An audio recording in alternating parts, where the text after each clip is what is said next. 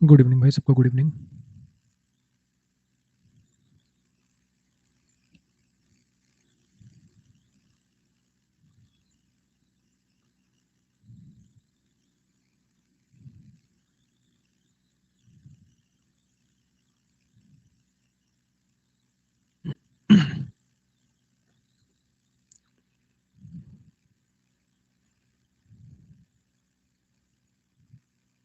Sir मेरा score 316 plus 36 आ रहा है। बहुत बढ़िया स्कोर है भाई।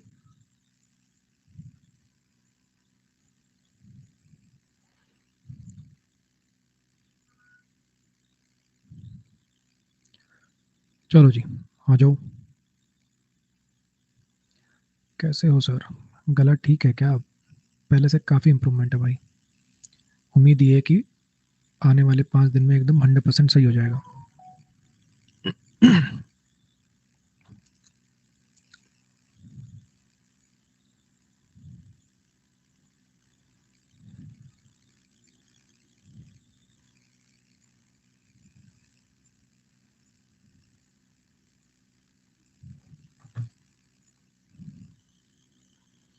चलो जी, डिस्कशन आगे बढ़ाते हैं अपनी। चैप्टर चल रहा है अपना प्रोनाउन। कल मैंने आपको जेरेंड का ऑब्जेक्ट और इन्फिनेटिव का ऑब्जेक्ट कैसे होता है वो बातें पढ़ाई थी। ठीक है। हालांकि काफ़ी बार बोल चुका हूँ, एक बार फिर बोल देता हूँ कि ये जो 4 क्लासेस हैं ये थोड़ी हैवी हैं और आपको 2x स्पीड पर देखनी ही देखनी है। अपनी तरफ से तो मैंने माँ कसम लगा के और बहुत सारी चीज़ें करके आपको धक्का करने की पूरी कोशिश कर दी है भाई। ठीक है। बस 4 क्लासें हैं, आज वाली लास्ट है। उस डिफ़िकल्ट सीरीज़ का पार्ट जो है, आज की क्लास उसमें लास्ट है। बस ये 4 क्लास आप 2-3 बार देख लो, मतलब 2 बार देख लो, इतना ही काम है। बाकी मक्खन मलाई, बाकी आसानी से आपको समझ आ जाएगा, डोंट वरी। चलो आ जाओ। सर बाकी क्लासेस मिस हो जाती हैं, मैथ्स की, रीजनिंग की, जीएस की। यही तो मैं तुम्हें समझा रहा था स्ट्रेटजी वाली क्लास में, जब तुम मुझे मेरी बातों को समझ नहीं रहे थे। बच्चे, क्या बोलूं, पहली क्लास के पहले सेंटेंस से आइए, उसमें जो फोर्थ क्लास है, फोर्थ क्लास में आपको सब बताया, ग्रामर कैसे पढ़ें, वो कैप कैसे पढ़ें, आरसी कैसे पढ़ें, बाकी सारे सब्जेक्ट्स को कैसे कवर करना है, सारी बातें बड़ी डिटेल में बताई हैं। ठीक। आ जाओ। रोज वही सेम सेम बातें कितनी कराओगे, आओ पढ़ो। और किसी को कोई भाई इधर उधर की बात करनी तो भी कर लो, देखो फिर एक बार टाइम शुरू होता है तब मजा नहीं आता। ठीक है।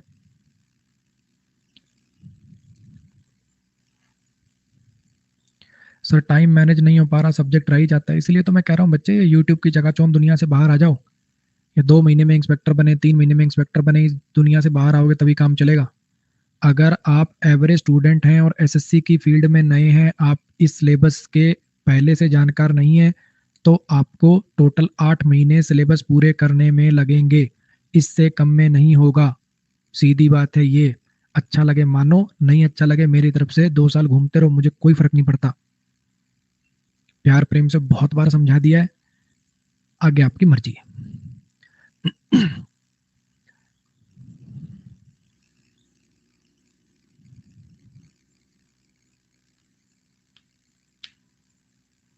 आरसी पढ़ते समय अगर कोई वर्ड का मीनिंग ना समझ आए तो रीडिंग वहीं रोक के मीनिंग देखें। हाँ बच्चे बिल्कुल देखें, तभी तो आगे समझ आएगा, वरना वैसे वो तो काला अक्षर भैंस बराबर टाइप रीडिंग करने का क्या मतलब है? समझना ही तो मकसद है। जो वर्ड नहीं आ रहे उनको देखो डिक्शनरी में। 2 दिन से थोड़ा कम समझ में आ रहा है, डीमोटिवेटेड फील कर रहा हूँ, ऐसा मन करता है तकिए में मुंह देके रो लूं। 2x स्पीड पर रिवाइज कर लेना भाई, क्यों टाइम पास कर रहा है यार? डीमोटिवेटेड और ये वो भारी भरकम शब्द मत यूज करे करो अपनी नाकामी को छुपाने के लिए। चुपचाप 2 बार देख ले, आ जाएगा समझ में कौन सी रॉकेट बनाने सिखा रहा हूं मैं यहाँ।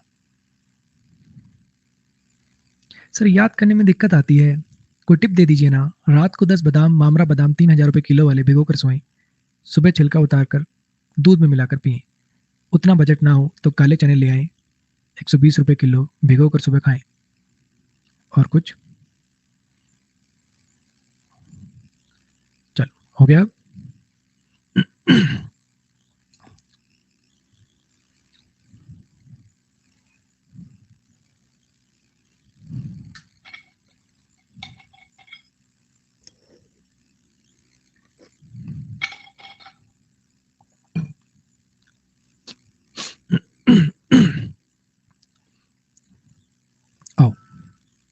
इस सेंटेंस को तोड़ो भाई। सीरियस टिप दे दीजिए। सीरियस टिप कुछ नहीं होती बच्चे, पढ़ना रिवाइज करना यही होता है, और टिप टिप कुछ नहीं होती है। देखो मैं ये मान के चलता हूँ, अब शायद तुम्हें मेरी बात थोड़ी कड़वी लगेगी। अभी एक बच्चा कह रहा था नोट्स कैसे बनाऊं समझ नहीं आ रहा। अगर आपने 10वीं पास कर ली है, फिर आपने 12वीं पास कर ली है, आप में से बहुत लोगों की ग्रेजुएशन भी पूरी हो गई है, और अभी तक अगर तुम्हें यही नहीं समझ में आया कि नोट्स कैसे बनाते हैं, या तैयारी मतलब अपने आप को कैसे कंटिन्यू रखें, कैसे चीज़ें याद रखें, अभी तक तुम अपनी लाइफ में अगर यही फिगर आउट नहीं कर पाए हो, तो मतलब तुम्हारा ना, मैं क्या बोलूँ, ठीक है, बोल दूंगा फिर तुम्हें बात कड़वी लगेगी, तुम रहन दो मुन्ना, तुमसे ना हो पाएगा, ठीक है। इतनी है सीधी सीधी बात। 22-23 साल की तुमने उम्र बिता दी और तुम्हें अभी नोट्स ही बनाने नहीं आए हैं, और छोड़ो यार, मैं तुम्हें शायद ज़्यादा वो लगेगा कि क्या बोल दिया हमें, पढ़ लो, ये नौटंकी करना छोड़ दो और पढ़ लिया करो।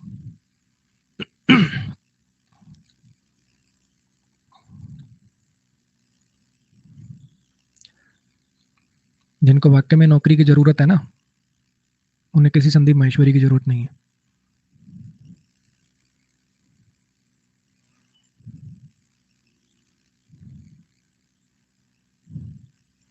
वो ये नौटंकियां करते नहीं फिरते, सर डिमोटिवेटेड फील कर रहा हूँ, तन नोट कहते बनाऊं, कर रहे हैं वो, दिन रात पढ़ रहे हैं वो तुम्हारी तरह ये नौटंकीगिरी नहीं कर रहे हैं।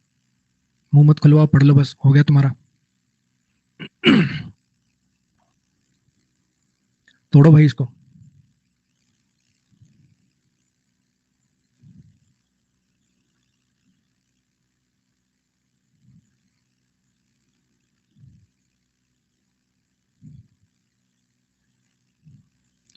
दे expelled him from the school, उन्होंने उसको स्कूल से निकाल दिया, है ना। यहां तक तो मैंने आपको करा दिया।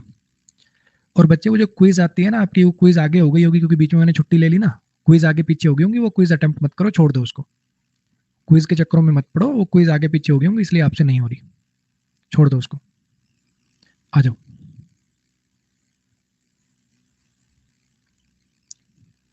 दे एक्सपेल्ड हिम फ्रॉम स्कूल, पढ़ा लेने दो प्लीज यार, अब इधर उधर की बात मत करो, मुझे कुछ नहीं, कमेंट ऑफ करने पड़ जाएंगे, पढ़ लो बस, हो गया यार, 10 मिनट जा चुके हैं, और कितना टाइम पास करोगे।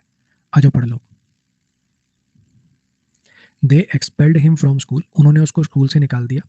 आगे कैसे तोड़े, इसको प्रेजेंट पार्टिसिपल और इसको नाउन, जिनको लगता है ऐसा तोड़े वो ए प्रेस करिएगा, जिनको लगता है कि इसको जिरंड बनाना चाहिए और इसको जिरंड का ऑब्जेक्ट बनाना चाहिए, वो बी प्रेस करिएगा। पोल चलाता हूँ, देखते हैं कितने लोगों ने कल पढ़ा है। साफ जाहिर हो जाएगा क्योंकि जिसने कल पढ़ा है वो तो ये गलत नहीं कर सकता।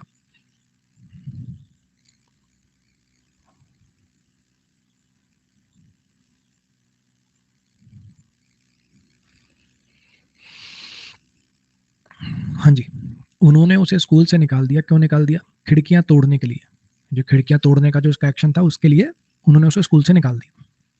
नाने नी वाला मीनिंग आ रहा है, प्रेजेंट पार्टिसिपल में ताते ती वाला मीनिंग होता है, जिरंड में नाने नी वाला मीनिंग होता है। दूसरी बात, प्रेजेंट पार्टिसिपल में अगला नाउन इस काम का डूअर होता है। खिड़की किसी को तोड़ रही है कि खिड़की को तोड़ा जा रहा है, खिड़की किसी को तोड़ रही है कि खिड़की को तोड़ा जा रहा है, खिड़की तो रिसीवर है। तो इसका मतलब भैया ये नहीं, ये सही है, ये फॉर प्रीपोजिशन बनेगा, ये जिरंड नाउन है जो प्रीपोजिशन का ऑब्जेक्ट बनेगा। क्लियर है, चलिए इस पे आ जाइए। चल जाएंगे हमें तो आज रात तक, नहीं तो कल रात तक चल जाएंगी। रोज यही बात 20-20 बार बताता हूँ यार मैं। इसको तोड़ के दिखाओ।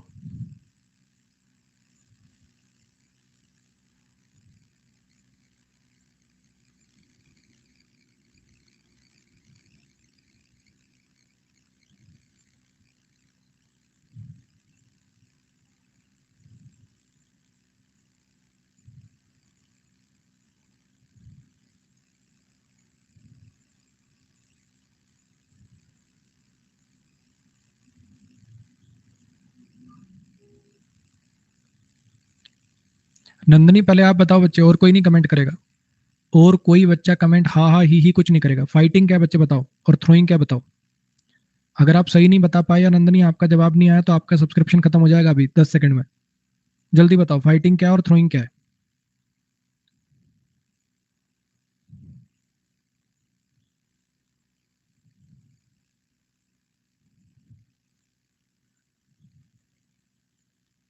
हाँ तो न्यू हूं तो टाइम पास क्यों कर रहे हो फिर? ये क्या मैं नोरा फतेही का मुजरा दिखा रहा हूँ क्या यहाँ पे?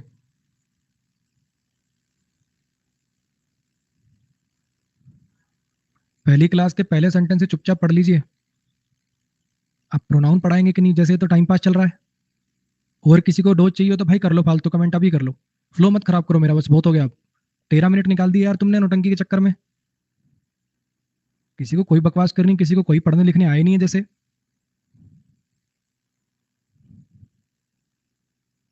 ये क्या टाइम पास चल रहा है क्या?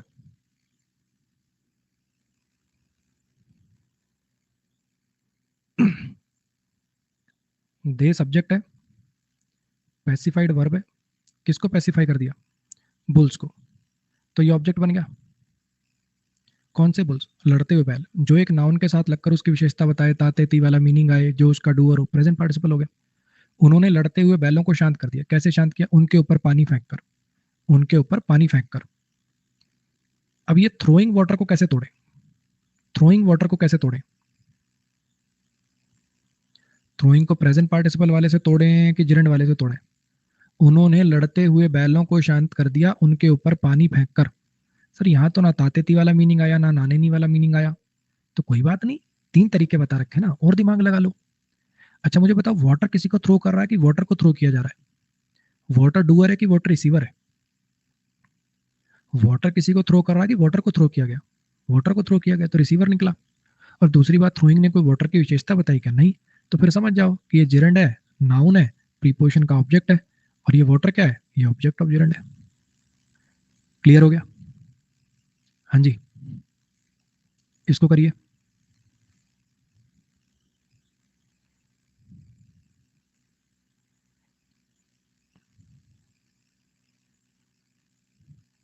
बीच बीच में जितना भी आपको पढ़ाया गया बच्चे, जिरंड, इन्फिनेटिव, पार्टिसिपल, जिरंड के object, ditransitive verb, adjectival clause, adverbial clause, noun clause, ये सब कुछ काम आ रहा है, इसलिए पढ़ाया जा रहा है। ना मेरे पास टाइम पास के लिए टाइम है, ना तुम्हारे पास। तो प्लीज इसको टाइम पास ना माने, अच्छे से साफ साफ इसके नोट्स बनाने और इसको ढंग से पढ़ना है। सर आप प्रोनाउन कब पढ़ाएंगे? जैसे ये सब तो फालतू चल रहा है यहाँ। दे सब्जेक्ट हो गया, प्रोटेक्टेड वर्ब हो गया, देमसेल्व्स ऑब्जेक्ट हो गया। उन्होंने उन्होंने खुद को प्रोटेक्ट किया, रिफ्लेक्सिव प्रोनाउन है ना? रिफ्लेक्सिव प्रोनाउन है। उन्होंने खुद को प्रोटेक्ट कर लिया था। उन्होंने खुद को प्रोटेक्ट कर लिया। कैसे प्रोटेक्ट किया? पेड़ के पीछे शेल्टर लेकर। पेड़ के पीछे शेल्टर लेकर। सर यहाँ तो ताते ती नाने नी वाला कोई मीनिंग आ नहीं रहा, कैसे देखूं? तो और तरीके भी तो बता रखे हैं ना यार। हिंदी से नहीं हो पाएगा तो और दिमाग लगा थोड़ा। शेल्टर कुछ ले रहा है कि शेल्टर को लिया जा रहा है? शेल्टर टेकिंग का डूअर है कि टेक वर्ब का ऑब्जेक्ट है शेल्टर? हाँ जी, टेक व्हाट? शेल्टर। ये तो रिसीवर निकला। टेकिंग ने शेल्टर की कोई विशेषता थोड़ी बताई कि प्रेजेंट पार्टिसिपल कह दूंगा। तो ये प्रीपोजिशन का ऑब्जेक्ट बनेगा, नाउन बनेगा, जिरंड बनेगा, शेल्टर बनेगा, ऑब्जेक्ट ऑफ जिरंड। बोलो भाई, क्लैरिटी आ गई? चलो इसको करो जरा।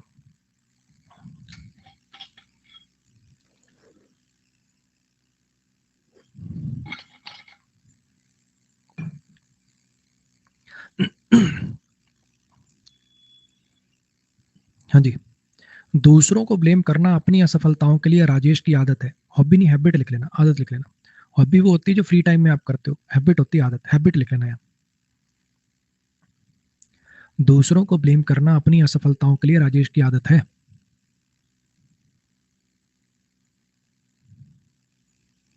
थैंक यू मुकुल भाई, थैंक यू। हाँ जी, टू ब्लेम इन्फिनेटिव है जो सब्जेक्ट की तरह से काम कर रहा है। अदर्स क्या बन जाएगा? अदर्स बन जाएगा object of infinitive. For preposition है, फेलियर्स इसका ऑब्जेक्ट है, हिज पजेसिव एडजेक्टिव है। हैज हेल्पिंग वर्ब है, बीन मेन वर्ब है, और ये लिंकिंग वर्ब है। अभी जैसे ही मैंने इसके नीचे लिंकिंग वर्ब लिखा, ऐसे ऐसे हो गए हैं हैं हैं, क्योंकि उन बच्चों ने अपने दिमाग में खुद ही एक रूल बना रखा है कि लिंकिंग वर्ब सिंगल एक वर्ड होता है। मैंने ऐसा कभी नहीं पढ़ाया। मैंने आपको क्या पढ़ाया? बी की फॉर्म अगर मेन वर्ब की तरह से काम कर दे तो उसको लिंकिंग वर्ब कहते हैं। बीन क्या है? बी की फॉर्म है। बीन क्या है? बी की फॉर्म है। अरे थर्ड फॉर्म है तो हेल्पिंग वर्ब तो आएगी ना यार, पहले उससे क्या दिक्कत हो रही है तुम्हें? तुम ये देखो क्या इसमें कोई एक्शन हो रहा है? किसी के बारे में कुछ बताया जा रहा है। दूसरों को ब्लेम करना राजेश की आदत है। एक्शन कुछ हो नहीं रहा है, किसी के बारे में कुछ बताया जा रहा है, बी की फॉर्म मेन वर्ब है तो लिंकिंग वर्ब भी होगी, और क्या होगी? ये हैबिट आपका सब्जेक्ट कॉम्प्लीमेंट बन गया, ये आपका वही पजेसिव केस ऑफ नाउन हो गया। हाँ जी, वैसे ही राजेश है, श की साउंड है लास्ट में, तो इसमें पता है ये नहीं लिखते, सिर्फ ये लगा के छोड़ देते हैं। जिसमें श की साउंड होती है ना पहले से लास्ट में, उसमें सिर्फ ये सिंबल लगा के छोड़ते हैं, ऐसे एस नहीं लिखते। आपने सुन रखी होगी वैसे बात, नाउन चैप्टर की बात है। जैसे बॉय है, बॉय के ऊपर तो ये लगा सकते हो पोजेशन बनाने के लिए, बॉयज कार लिख दिया। मान लो पहले से श की साउंड हो, प्लूरल का रखा हो, तो फिर ऐसे नहीं लिखते, ये एस नहीं लिखते वहां पे, बस सीधा ऐसे सिंबल अपोस्ट्रोफी का बस ये कॉमा लगा के ऊपर छोड़ देते हैं। कुछ आ रही है ये बात समझ में? हाँ जी। तो दूसरों को ब्लेम करना अपनी असफलताओं के लिए राजेश की आदत रहा है, ये सेंटेंस का मतलब था। क्या रहा है आदत? ब्लेम करना, किनको? दूसरों को। तो जैसे जिरण सब्जेक्ट बन सकता है, ऐसे इन्फिनेटिव भी सब्जेक्ट बन सकता है। जैसे जिरण अपना ऑब्जेक्ट रख लेता है, वैसे ये भी ऑब्जेक्ट रख लेता है। अब बच्चों के माइंड में एक डाउट आएगा, और वो डाउट क्या आएगा कि सर, जब जिरण भी नाउन बन जाता है, इन्फिनेटिव भी नाउन बन जाता है, तो कौन सा लगाऊं? जैसे मान लो एक तो मैं लिखूं आई लाइक, ऐसा भी लिख सकता हूँ आई लाइक टू डांस, और ऐसा भी लिख सकता हूँ आई लाइक डांसिंग, तो कौन सा कब लगाऊं? ये बात बच्चे थोड़ी सी आगे आएगी, अभी थोड़ा कंफ्यूज हो जाओगे, टेंशन ना लीजिए, आगे चल के पढ़ाई जाएगी। ठीक है, एडवांस वर्ब में ये बात आएगी, लोड मत लीजिएगा। ठीक, कि कब किसको प्रेफर करना है, कब दोनों सही होते हैं, कब गलत हो जाता है, एडवांस वर्ब में पढ़ाया जाएगा, टेंशन मत लीजिएगा। ठीक है, एक बार फिर सुन लीजिए बच्चे, अगर मैं यहाँ पे हैज कंप्लीटेड लिख देता, हैज गॉन लिख देता, हैज डिसाइडेड लिख देता, तो तुम्हें कोई दिक्कत ना होती। हैज हेल्पिंग वर्ब और बीन को तुम मेन वर्ब मान लेते, मतलब अगली वर्ब को तुम मेन वर्ब मान लेते चुपचाप। तो भाई इसमें अलग क्या है, यहाँ बी की फॉर्म मेन वर्ब है, इतनी तो बात। और बी की फॉर्म जब मेन वर्ब होती है तो उसको लिंकिंग वर्ब कहते हैं। कोई रॉकेट साइंस नहीं है, बस तुम अपने दिमाग में तुमने बना लिया कि कुछ अलग चीज है, कुछ अलग चीज नहीं है भाई। हैज के साथ वी थ्री लिखा हुआ है, बस बी की फॉर्म वी थ्री के रूप में लिख दी, इसमें कोई एक्शन नहीं होता, तो ये सब्जेक्ट कॉम्प्लीमेंट है, इतनी बात है। चलो इसको तोड़ के दिखाओ।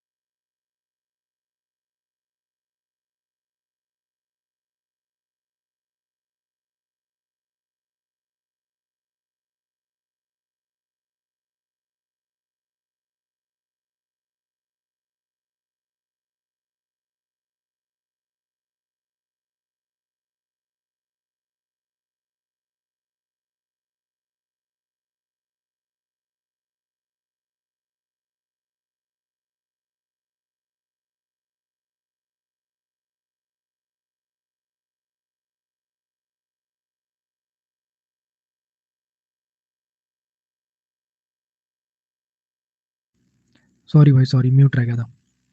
कॉजेज वर्ब है, कैंसर ऑब्जेक्ट है, एंड कंजंक्शन से जुड़ा हुआ है तो डिजीज भी ऑब्जेक्ट है। सिगरेट स्मोक करने से कैंसर और बहुत सारी और बीमारियां होती। सिगरेट स्मोक करने से कैंसर और बहुत सारी बीमारियां होती, नानी नी वाला मीनिंग है। सिगरेट किसी को स्मोक करेगी कि सिगरेट को स्मोक किया जाएगा? सिगरेट किसी को स्मोक करेगी कि सिगरेट को स्मोक किया जाएगा, बताओ? सिगरेट को स्मोक किया जाएगा, ये तो रिसीवर है। तो इसका मतलब स्मोकिंग बनेगा सब्जेक्ट यानी नाउन यानी जिरण, और ये बनेगा ऑब्जेक्ट ऑफ जिरण। कुछ बच्चों के माइंड में डाउट आ रहा होगा, सर पूरे को सब्जेक्ट नहीं लिख सकते, ऐसे स्मोकिंग सिगरेट्स पूरे को सब्जेक्ट लिख दूं तो? हाँ बच्चे लिख सकते हो, कोई दिक्कत नहीं है, लेकिन हम क्या ना, हम पार्ट्स ऑफ स्पीच में तोड़ रहे हैं, एक एक एक बिल्कुल अलग अलग वर्ड तोड़ रहे हैं, इसलिए मैंने अलग अलग लिख दिया। आप पूरे को भी सब्जेक्ट लिख दोगे तो भी कोई दिक्कत नहीं है। बोलो, क्लियर हो गया? हाँ जी। पूरे को क्या बोल लेंगे बच्चे? पूरे को तो कुछ नहीं बोलेंगे, पूरा तो सब्जेक्ट की तरह से काम कर रहा है, ये बोल सकते हैं। अलग अलग लिखोगे तो ये जिरंड है, ये ऑब्जेक्ट ऑफ जिरंड है, नाउन है।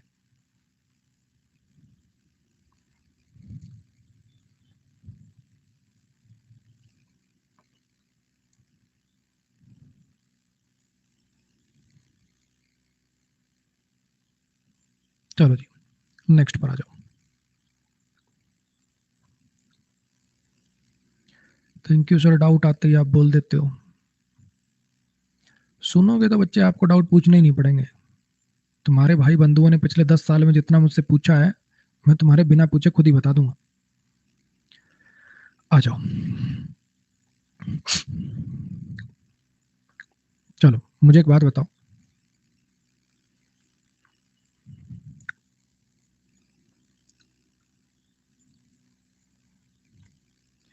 कि हु के बाद वर्ब कैसी आएगी, सिंगुलर के प्लूरल? हु रिलेटिव प्रोनाउन है, सब्जेक्ट की तरह से काम करता है। हु के बाद वर्ब कैसी आएगी, सिंगुलर की प्लूरल?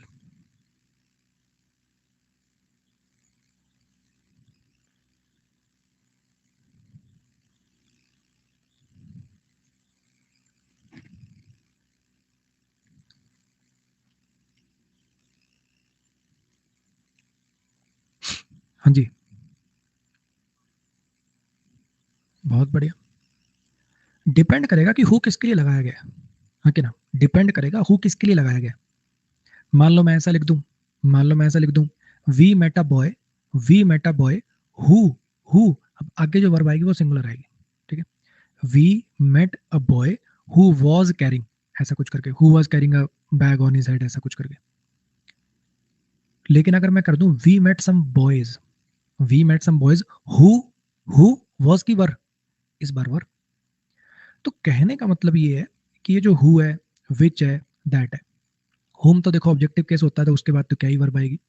ये जो रिलेटिव प्रोनाउन है, जैसे हु हो गया, विच हो गया, दैट हो गया, जब ये सब्जेक्ट की तरह से काम करते हैं, ये रिलेटिव प्रोनाउन जब आपके सब्जेक्ट की तरह से काम कर रहे होते हैं, तो इनका अपना कोई दीन ईमान नहीं होता, इनका अपना कोई दीन ईमान नहीं होता। इनमें जो वर्ब आती है, इनके बाद कैसी वर्ब आएगी वो डिपेंडेंट है कि इनको किसके लिए लगाया गया है, इनको तुमने लगाया किसके लिए। और जिसके लिए लगाया गया उसको लिए ग्रामर में एक हाई हैवी सी टर्म होती है एंटेसिडेंट। कल की क्लास में एक बच्चा पूछ रहा था सर एंटेसिडेंट पढ़ा दीजिए, नाम बड़े दर्शन छोटे, इतनी टुच्ची सी बात है। इधर देखो, इस सेंटेंस में मैंने आपको कहा था कि विच काट के दैट करना है, ये दैट किसके लिए लगाया था आपने, ये दैट आपने किसके लिए लगाया था, मैन और डॉग के लिए, ये एंटीसेडेंट होगा इसके। यहां मैंने कहा था हु काट के दैट करना है, वो दैट किसके लिए लगाया था आपने, लेडी के लिए, लेडी एंटीसेडेंट हो गया। यहां हु काट के दैट करना है, किसके लिए था वो, बैट्समैन के लिए, ये एंटीसेडेंट हो गया। यहाँ ये तो चलो होम हो गया, यहाँ तो कोई बात ही नहीं करेंगे।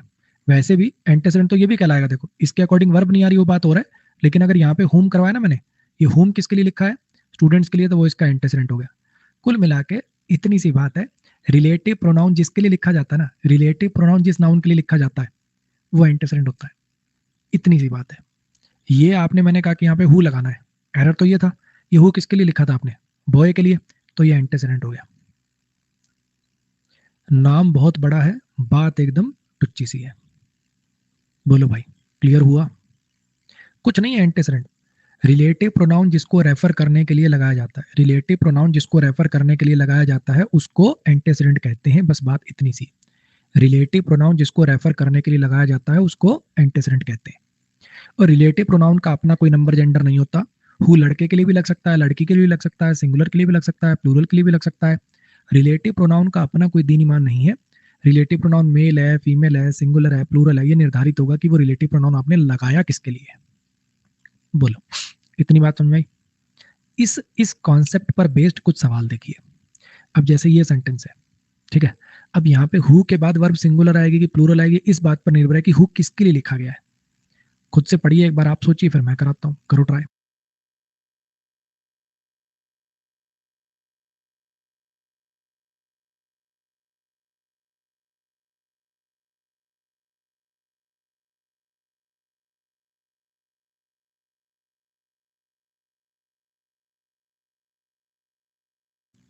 पोल चला के देखें क्या?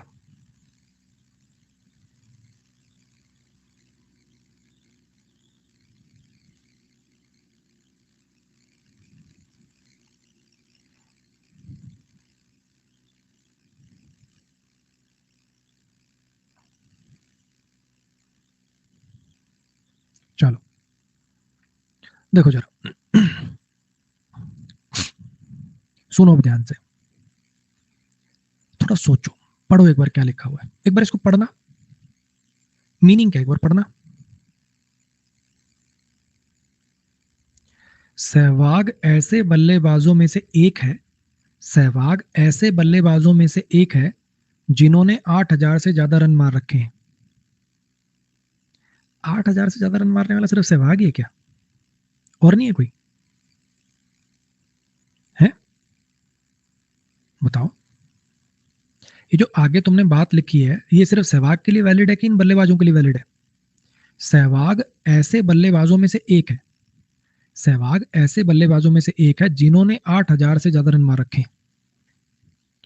बोलो, कुछ आ रही है मेरी बात समझ में? अब कुछ कुछ बात दिमाग में जाने लगी होगी शायद कि यार यहाँ पे ये जो लिखा हुआ ना इनमें से एक है, तो उससे पता चल रहा है कि भैया ये जो आगे तुमने कथा लिखी पूरी है, इन बैट्समैन इनकी विशेषता बता रहा है कि कौन से बैट्समैन में से एक है जिन्होंने 8,000 से ज्यादा रन मार रखे हैं। सहवाग सब्जेक्ट हो गया, इज लिंकिंग और भैया सब्जेक्ट कॉम्प्लीमेंट है, प्रोनाउन है और प्रीपोजिशन है, बैट्समैन इसका ऑब्जेक्ट है। ये आगे की पूरी कथा इस बैट्समैन के लिए, ये जो हु लिखा है आपने बैट्समैन के लिए लिखा है, तो इसलिए वर्ब आएगी बच्चे प्लूरल। हैव हेल्पिंग वर्ब है, स्कोर्ड मेन वर्ब है। ये मोर देन पूरा इकट्ठा रखना, मोर देन को अलग अलग मत तोड़ देना, ये एडवर्ब होता है।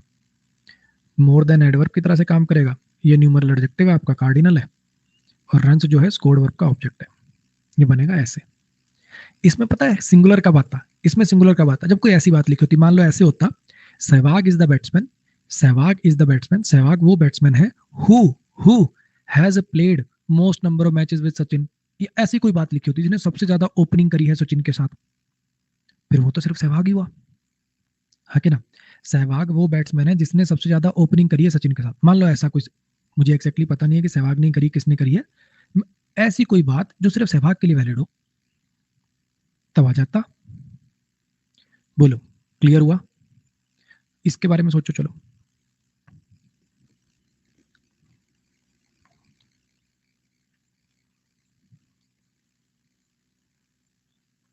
गोल्ड ऐसे मेटल्स में से एक है, गोल्ड ऐसे मेटल्स में से एक है जो ऑर्नामेंट बनाने के काम आते हैं, जेवर बनाने के काम आते हैं। अब मुझे बताओ, क्या सिर्फ गोल्ड के ही जेवर बनते हैं? सिल्वर के नहीं बनते, प्लेटिनम के नहीं बनते हैं, थोड़ा कॉपर भी डलता है उसमें स्ट्रेंथ देने के लिए, कॉपर भी मेटल है। तो बच्चे यहाँ पे वर्ब आएगी आर, क्योंकि ये विच लगाया गया इसके लिए। कुछ बात आई समझ में? अब इसको पढ़ो।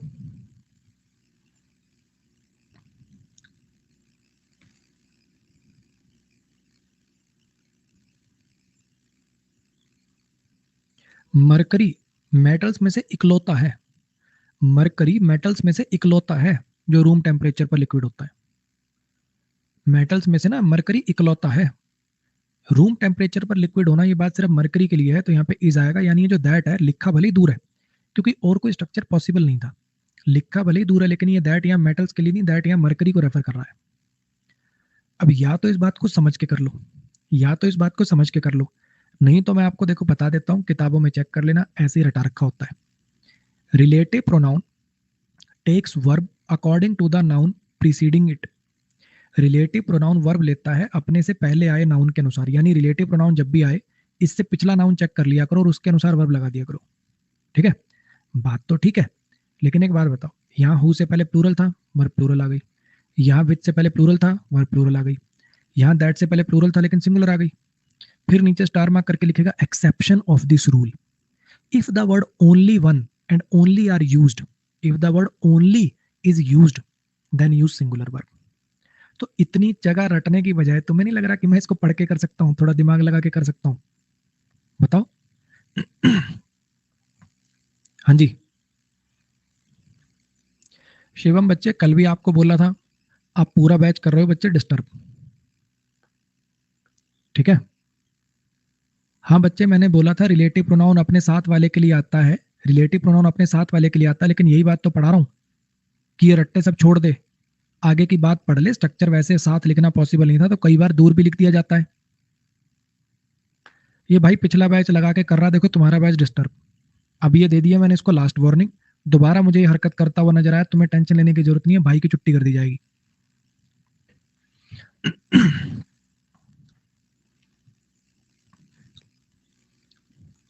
चलिए, कुछ क्लैरिटी आई?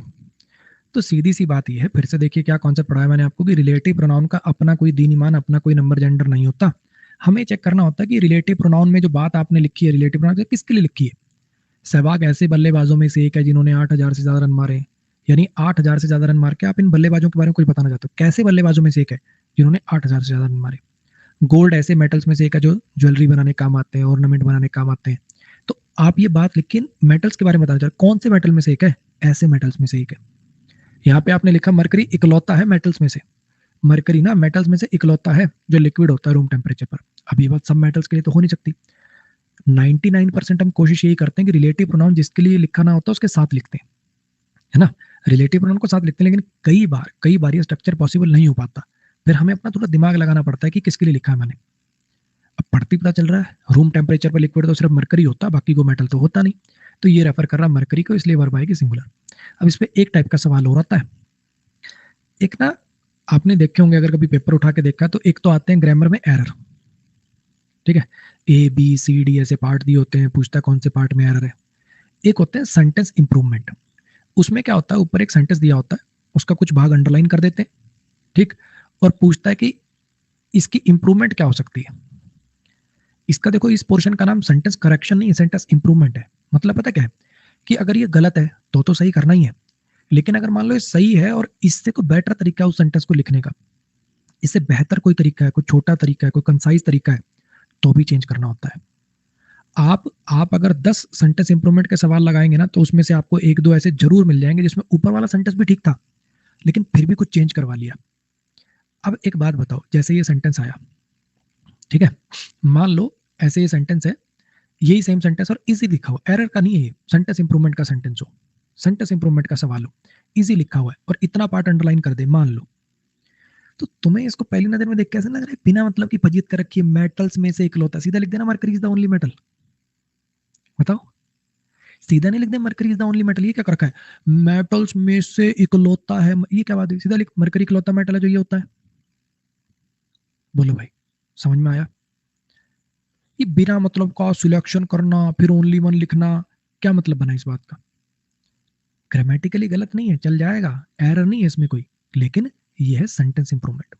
आप इसकी जगह लिख दो द ओनली मेटल। क्लियर हुआ। हाँ जी, ये दो टाइप के सवाल इस कॉन्सेप्ट पर बनते हैं, या तो आगे वर्ब वाला या फिर ये वाला।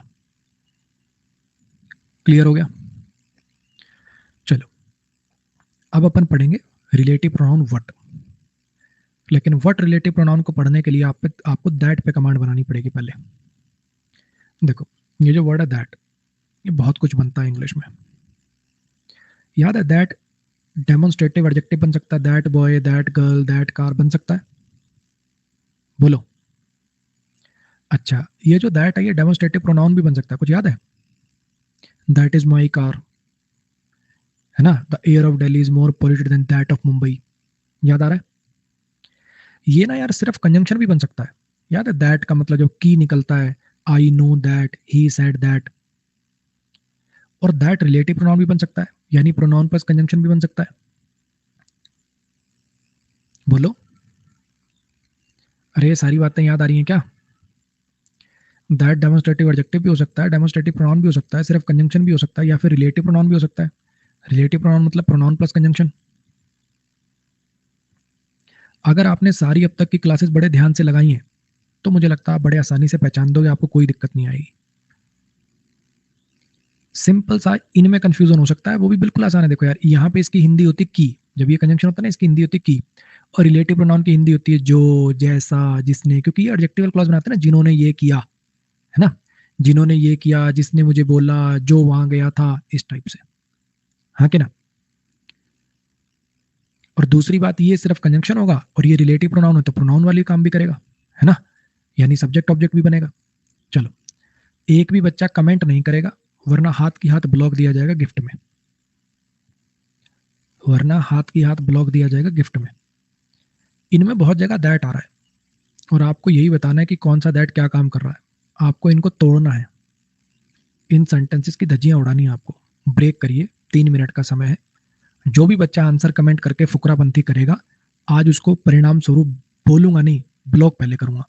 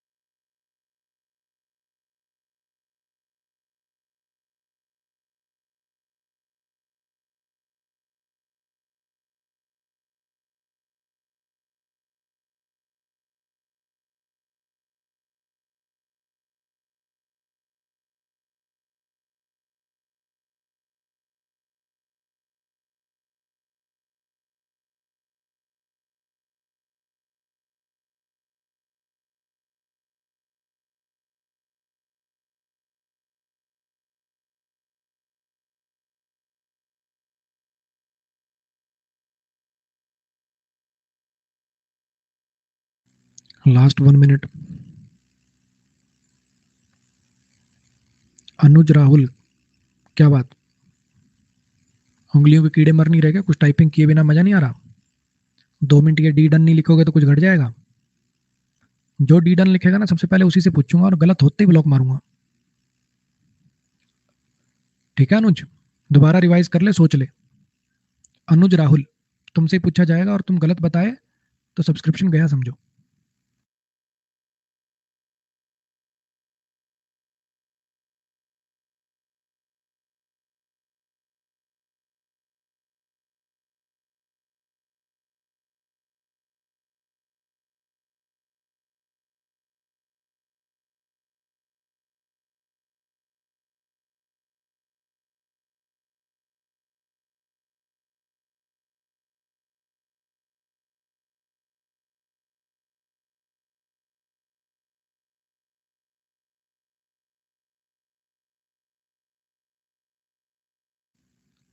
खाली मत बैठो, सोच लो, तुम्हारे लिए दिया टाइम ये।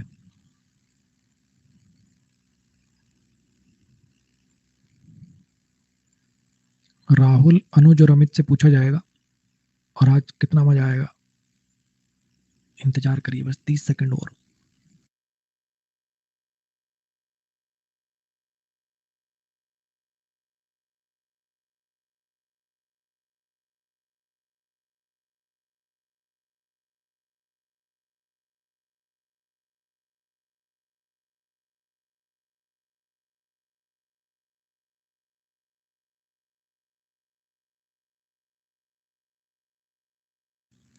कितना मजा आए रे, डंडन लिखने वाले ब्लॉक हो जाए रे। हाँ भी अनुज, ये वाला दैट क्या है? अनुज, और कोई कमेंट नहीं करेगा, केवल और केवल अनुज। अनुज भैया, ये जो डिब्बे में दैट डाला है ये क्या है?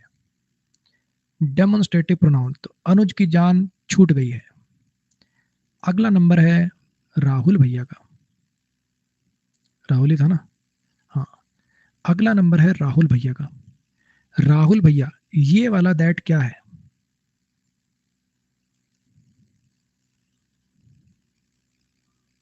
कंजंक्शन। राहुल की भी जान छूट गई है। चलो, अब नंबर है अमित भैया का। अमित भैया, ये वाला दैट क्या है?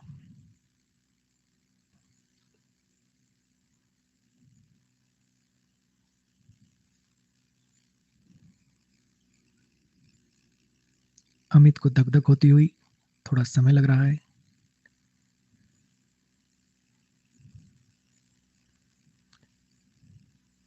अमित, कहाँ रह गए अमित?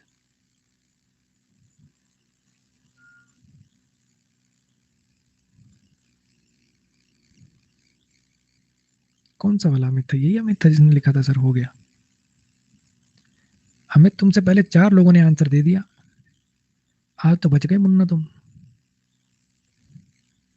चलो आओ, देखो यार, ज्यादा मुश्किल कोई चीज है नहीं। अगर हम पहली क्लास के पहले सेंटेंस से आ रहे हैं, नोट्स बना रहे हैं, चीजों को समझते हैं, तो हमारे लिए ये था मजाक। आई लाइक दैट कार, मुझे वो गाड़ी पसंद है लेकिन लेने की औकात नहीं। आई सब्जेक्ट है, लाइक वर्ब है, कार इसकी ऑब्जेक्ट है। दैट इसके साथ लगा हुआ, जो एक नाउन के साथ लगकर उसको डेमोन्स्ट्रेट कर दे, demonstrative adjective. That car, that boy, that girl, ये सब क्लियर हो गया। इस पेन की क्वालिटी उस पेन की क्वालिटी से बेहतर है, ये इस सेंटेंस का मतलब है। शायद आपको अजीब लग रहा होगा वन की वजह से, वन का मतलब यहाँ पर पेन है, ये आगे चल के पढ़ाया जाएगा, टेंशन मत लीजिए। वन भी एक प्रोनाउन होता है, आगे चल के पढ़ाया जाएगा। अभी के लिए अगर इस सेंटेंस की बात करूं तो बिल्कुल वैसा है जैसे दिल्ली की हवा ज्यादा प्रदूषित है मुंबई की हवा से, सेम ऐसे ही इस पेन की क्वालिटी बेहतर है उस पेन की क्वालिटी से। यहाँ पर क्वालिटी सब्जेक्ट हो गया और प्रीपोजिशन है, पेन इस प्रीपोजिशन का ऑब्जेक्ट है, दिस डेमोन्स्ट्रेटिव एडजेक्टिव है, इज लिंकिंग वर्ब है, बेटर एडजेक्टिव है जो सब्जेक्ट कॉम्प्लीमेंट की तरह से काम कर रहा है, देन कंजंक्शन है। इस पेन की क्वालिटी उस पेन की क्वालिटी से बेहतर है। यहाँ पे दैट का मतलब है, यहाँ पे दैट का मतलब क्वालिटी, क्योंकि क्वालिटी का कंपैरिजन क्वालिटी से होगा। जो एक नाउन की स्थान पर आकर सब्जेक्ट ऑब्जेक्ट की तरह से काम करता है उसको बोलते हैं प्रोनाउन, और ये कहलाएगा डेमोन्स्ट्रेटिव प्रोनाउन। क्योंकि रिलेटिव प्रोनाउन तो है नहीं कि कंजंक्शन वो अपना कंजंक्शन का भी काम करे सब्जेक्ट का भी काम करे, तो सिर्फ सब्जेक्ट बन रहा है, क्वालिटी की जगह आ रहा है ना? कोई एडजेक्टिव और क्लॉज ब्लॉज भी नहीं बनवा रहा, तो रिलेटिव नहीं है, ये डेमोन्स्ट्रेटिव प्रोनाउन है। और प्रीपोजिशन, ये पेन इसका ऑब्जेक्ट, वन का मतलब पेन ही आगे पढ़ाया जाएगा। दैट ये पेन के साथ कह लो या वन के साथ कह लो लगा हुआ, जो एक नाउन या प्रोनाउन के साथ लगकर उसकी विशेषता बताए, वो डेमोस्ट्रेटिव एडजेक्टिव। ये दो थे बिल्कुल सीधे सीधे, फिर से देख लीजिए। I like that car, that boy, that girl, that chair, जो नाउन के साथ लगे एडजेक्टिव। जो नाउन की जगह है, जैसे इसका मतलब ये क्वालिटी है, क्वालिटी की जगह पर आया, सब्जेक्ट बना, डेमोस्ट्रेटिव प्रोनाउन। जो नाउन के साथ लगे डेमोस्ट्रेटिव एडजेक्टिव। क्लियर हो गया? दैट कब डेमोस्ट्रेटिव एडजेक्टिव बनता है, कब प्रोनाउन बनता है, बिल्कुल क्रिस्टल क्लियर। अब इस वाक्य पर आ जाइए। शी सेड, शी सेड, उसने कहा था कि रोहन ने भेजा था वो रोमांटिक लेटर। उसने कहा था की वाला मीनिंग है, पहला हिंट। दूसरा, अगर ये दैट रिलेटिव प्रोनाउन होता, अगर ये दैट रिलेटिव प्रोनाउन होता तो ये किसी नाउन की विशेषता बताने वाला क्लॉज लिखता। किस नाउन की विशेषता बता रहा है? कोई यहाँ पे नाउन, कोई नाउन है? जैसे वो नहीं था, they stole the little money, they stole the little money, that ऐसे करके, हाँ कि ना? They stole the little money that he saved for his daughter's marriage. कुछ याद आया? मनी के लिए दैट आया, वुमेन के लिए दैट आया, कहाँ है वो नाउन जिसके लिए लगाया रिलेटिव प्रोनाउन? दूसरा हिंट। तीसरा हिंट, रोहन सब्जेक्ट है, ये हेल्पिंग वर्ब है, मेन वर्ब है, ये ऑब्जेक्ट है, रोमांटिक एडजेक्टिव है, दैट भी नाउन के साथ लगा, वो रोमांटिक लेटर, ये डेमोस्ट्रेटिव एडजेक्टिव है, ये क्वालिटेटिव एडजेक्टिव है। तो यहाँ तो सब्जेक्ट ऑब्जेक्ट दोनों आ गए, यहाँ तो सब्जेक्ट ऑब्जेक्ट दोनों आ गए, तो यानी रिलेटिव प्रोनाउन तो ये होगा नहीं, ये है सिर्फ और सिर्फ कंजंक्शन। बोलो भाई, इस पे आ जाओ, फिर से सुन लो तीनों पॉइंट, फिर बोल दूं। सैड वर्ब के बाद कोई नाउन ही नहीं है तो एडजेक्टिवल क्लॉज क्यों बनेगा, और एडजेक्टिवल क्लॉज नहीं बनेगा तो फिर रिलेटिव प्रोनाउन कैसे हो सकता है? ये पहला पॉइंट। दूसरा, इसकी हिंदी निकल रही है की, रिलेटिव प्रोनाउन की हिंदी तो जो जैसा जैसे निकलती है। तीसरा पॉइंट, सब्जेक्ट ऑब्जेक्ट आ ही चुके तो रिलेटिव प्रोनाउन कैसे घुसाओगे अब? इसलिए सिर्फ कंजंक्शन है। राधिका सब्जेक्ट है, इज लिंकिंग वर्ब है, गर्ल सब्जेक्ट कॉम्प्लीमेंट है, ओनली एडजेक्टिव है। राधिका इकलौती लड़की है, एम्फेटिक एडजेक्टिव होता है ओनली। राधिका इकलौती लड़की है, राधिका इकलौती लड़की है जिसने एग्जाम पास किया। The few, the only, the little के साथ दैट आता है। हु कहां से आता है भैया? पिछली क्लास लगा लिया आकाश। राधिका इकलौती लड़की है जिसने एग्जाम पास किया, जो जैसा जिसने वाला मीनिंग आ रहा है, पास्ट वर्ब का सब्जेक्ट बन रहा है ना? ये सारी बातें चिक चिक कर बता रही हैं कि ये दैट रिलेटिव प्रोनाउन है। 30 सेकंड के लिए मैं म्यूट कर रहा हूं, पूरा दोबारा देख लीजिए। अगर आपने पहली क्लास के पहले सेंटेंस से सारे लेक्चर लगाए हैं तो सब समझ में आएगा। आकाश भांग वांग पी ली है क्या? रिप्लाई कर तो दिया कि दा ओनली दा फ्यू लगा हुआ है इसलिए यहाँ पे दैट आएगा, कल की क्लास में पढ़ाया था। पहली बात तो सो रहा है, सुनता नहीं है, आंसर मिल भी गया टीचर का तो भी नहीं सुनता है।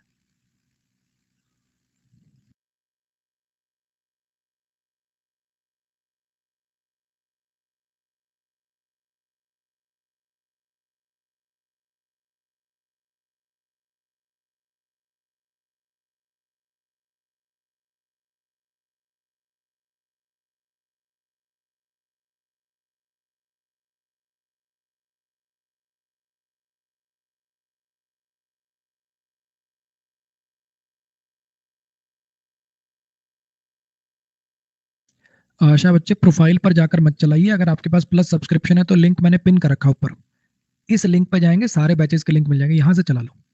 प्रोफाइल पे मत चलाओ, वहां भसड़ मची पड़ी है, वो समझाना भी, वो समझाने में मेरे 10 मिनट खराब हो जाएंगे, क्यों नहीं चलते वहां से बैच, कौन से चलेंगे कौन से नहीं चलेंगे। तुम चुपचाप ये ऊपर लिंक से चला लो, बस बात खत्म। भूल जाओ प्रोफाइल नाम की कोई चीज है।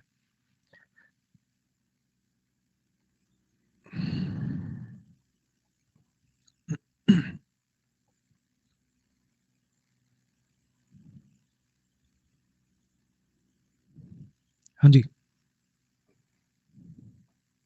देख लिया, फिर से देख लीजिए। दैट चार काम करता है। डेमोस्ट्रेटिव एडजेक्टिव कब होगा? जब आगे नाउन लिखा होगा। That boy, that girl, that car, that chair, that T shirt. Demonstrative pronoun कब होगा? जब सब्जेक्ट बन जाए, किसी नाउन की जगह पर आ जाए, है ना? That is my friend, that is my student, that is my car, the air of Delhi is more polluted than that of Mumbai. ऐसे सेंटेंसेस में कंजंक्शन कब बनेगा? जब की वाला मीनिंग आ रहा हो, आगे सब्जेक्ट ऑब्जेक्ट ना बनना हो। रिलेटिव प्रोनाउन कब बनेगा? जब किसी नाउन को विशेषता बताने वाला एडजेक्टिवल क्लॉज बनाना हो, प्रोनाउन प्लस कंजंक्शन बनेगा, जो जिसने वाला मीनिंग आएगा। वो गाड़ी, दैट कार, डेमोस्ट्रेटिव एडजेक्टिव हो गया। इस पेन की क्वालिटी उस पेन की क्वालिटी से बेहतर है। एक दो बच्चे देखे होंगे आपने, सर सेकंड क्वेश्चन रिपीट कर दीजिए ना। ये वो वाले हैं जिन्होंने वो पढ़ा ही नहीं है, वो एयर ऑफ दिल्ली वाला वो पढ़ा ही नहीं है, सीधे यहाँ आए महानुभाव 2 क्लास पहले और सब कुछ सीखना चाहते हैं। पहली क्लास के पहले सेंटेंस से पढ़ लो, अपना टाइम वेस्ट मत करो बच्चे, माँ बाप का पैसा वेस्ट मत करो। इतने धुरंधर हो नहीं तुम जितना अपने आप को समझ रहे हो। वाक्य में कोचिंग करनी है और ऐसी कोचिंग करनी है कि जिंदगी में दोबारा इंग्लिश की कोचिंग ना लेनी पड़े, तो पहली क्लास के पहले सेंटेंस से कर लो, टाइम पास छोड़ दो। इस पेन की क्वालिटी उस पेन की क्वालिटी से बेहतर है, ठीक है। अब यहां पर ये जो दैट है इसका मतलब क्वालिटी है। क्या कहना है, इस पेन की क्वालिटी उस पेन की क्वालिटी से बेहतर है, क्वालिटी ऑफ दैट पेन। ये मतलब इसका यहाँ पे दैट का मतलब क्वालिटी, जो नाउन की जगह पर आए अगले क्लॉज में सब्जेक्ट बने, क्योंकि आगे इस बार अंडरस्टूड है ना, पढ़ाया था ये पहले। The air of Delhi is more polluted than the air of Mumbai is, याद आ रहा है, ये वही चीज है। तो यहाँ पे दैट का मतलब क्वालिटी, जो नाउन की जगह पर आकर सब्जेक्ट ऑब्जेक्ट बने, डेमोन्स्ट्रेटिव प्रोनाउन हो गया। ये वाला दैट पेन के साथ लगा हुआ है, वन का मतलब पेन ही तो है, तो ये डेमोन्स्ट्रेटिव एडजेक्टिव हो गया। उसने कहा था कि रोहन ने भेजा था वो रोमांटिक लेटर, की वाला मीनिंग है पहले कोई नाउन ही नहीं है कि एडजेक्टिवल क्लॉज बनना हो, आगे सब्जेक्ट ऑब्जेक्ट आ चुके हैं, तो ये सिर्फ कंजंक्शन है। ये दैट लेटर के लिए आया तो डेमोन्स्ट्रेटिव एडजेक्टिव है। ये दैट गर्ल की विशेषता बताने वाला एडजेक्टिवल क्लॉज बना रहा है, पास्ट वर्ब का सब्जेक्ट है, जो जिसने जैसा मीनिंग है, इसलिए रिलेटिव प्रोनाउन है। बोलो क्लियर हो गया। एक छोटी सी बात अगर मैं और लिख दूं तो मुझे बताओ कोई दिक्कत है। रिलेटिव प्रोनाउन से एडजेक्टिवल क्लॉज बनते हैं, जब दैट रिलेटिव प्रोनाउन होता है तो एडजेक्टिवल क्लॉज बनते हैं, और जब दैट सिर्फ कंजंक्शन होता है तो नाउन क्लॉज बनते हैं। ये बात समझ में आ रही है कि दैट जब रिलेटिव प्रोनाउन होता है तो एडजेक्टिवल क्लॉज बनते हैं, और दैट जब सिंपल कंजंक्शन होता है तो नाउन क्लॉज बनते हैं। बोलो। ये बात अगर आपको जब मैंने नाउन क्लॉज पढ़ा था तब भी याद होगी। She said that she would join Aman's batch, हाँ कि ना। आई नो दैट, दैट जब सिर्फ कंजंक्शन होता है तो नाउन क्लॉज बनाता है, और दैट रिलेटिव प्रोनाउन होता है तो एडजेक्टिवल क्लॉज बनाता है। ये बात तो आपको पता ही है। इतना ज्ञान अगर आपके पास इकट्ठा हो गया है, सब कुछ समझ आ गया है, तो अब आपको वट पढ़ने के लिए आप तैयार हो गए कि वट कब लगता है। उससे पहले एक काम करो, जल्दी से भाग के जिसको वॉशरूम जाना है जाए आओ, पानी वानी भरना भराओ, 2 से 3 मिनट का ब्रेक है, गोली की रफ्तार से जाओ और आओ।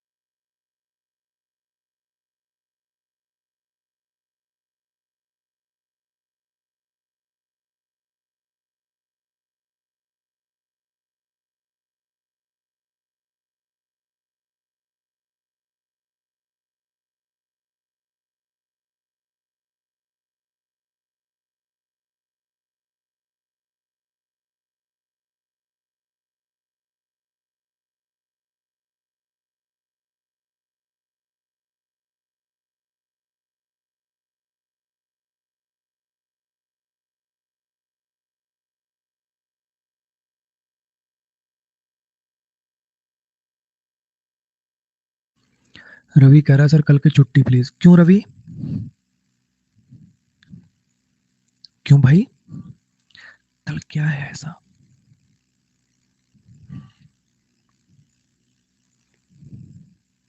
अरे पूछते हैं ना, रवि कुछ कारण तो बताएगा।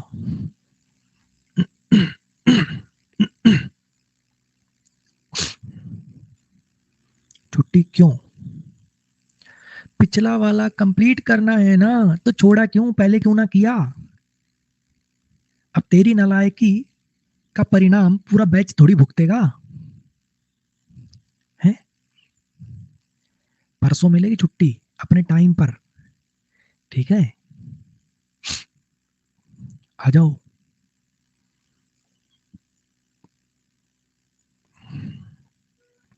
और ऐसा भी कर सकते हो रवि, अपन सेकंड क्लास के बच्चे थोड़ी हैं। एक काम कर लेना, कल जो क्लास होगी उसको तुम परसों देख लेना। कल की छुट्टी मान लो, परसों की छुट्टी कैंसिल मान लेना। कल की जो क्लास होगी वो कल मत देखो, कल तुम छुट्टी मान लो, पिछला निपटा लो, और कल वाली क्लास परसों देख लेना। बस ऐसा कर लो।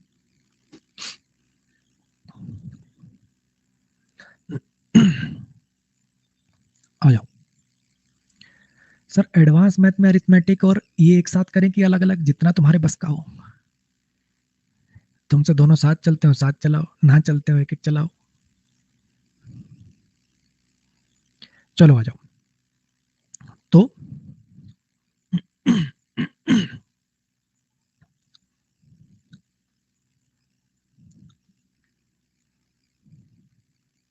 हमें दैट के बारे में कुछ कुछ पता चला है ना। अब मैं आपको थोड़ा थोड़ा एक बार फिर से कुछ याद कराता हूँ। देखिए बातें, हु जो होता है ह्यूमन बीइंग के लिए लगता है, और सब्जेक्ट बनने का काम करता है, और एडजेक्टिवल क्लॉज बनाता है। क्वेश्चन क्या? होम जो होता है ह्यूमन बीइंग के लिए लगता है, ऑब्जेक्ट बनता है, एडजेक्टिवल क्लॉज बनाता है। विच जो होता है ये एनिमल्स के लिए या फिर थिंग्स के लिए लगता है। वो जो पूरे क्लॉज वाली बात थी वो एक्स्ट्रा बात थी, वो हटके यूज था। नॉर्मली अगर कोई पूछेगा तो क्या पूछेगा कि ये किसके लिए लगता है? एनिमल्स के लिए लगता है।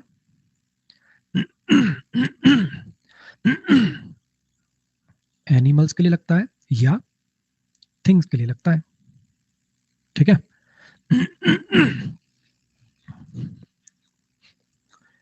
अच्छा, क्या बनता है? सब्जेक्ट ऑब्जेक्ट दोनों बन सकता है, कभी सब्जेक्ट बनता है कभी ऑब्जेक्ट बनता है। एडजेक्टिवल क्लॉज बनाने का काम करता है। क्लियर?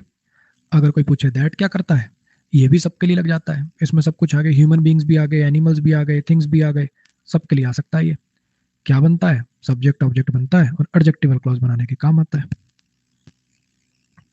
अब मुझे पढ़ाना बच्चे वट। ये वट क्या बोला है? वट में सबसे पहली और सबसे मेन बात ये है कि एडजेक्टिवल क्लॉज नहीं बनाता है, नाउन क्लॉज बनाता है। बाकी जितने रिलेटिव प्रोनाउन आप देखो सब एडजेक्टिवल क्लॉज बनाते हैं, ये इकलौता है जो नाउन क्लॉज बनाता है। और जब ये नाउन क्लॉज बनाता है तो ये किसी के लिए नहीं आएगा, ऑब्वियस बात है। एक बात समझो, देखो इधर देखो, जब इस दैट ने या नाउन क्लॉज बनाया था तो इससे पीछे को नाउन था। नाउन क्लॉज क्या होता है?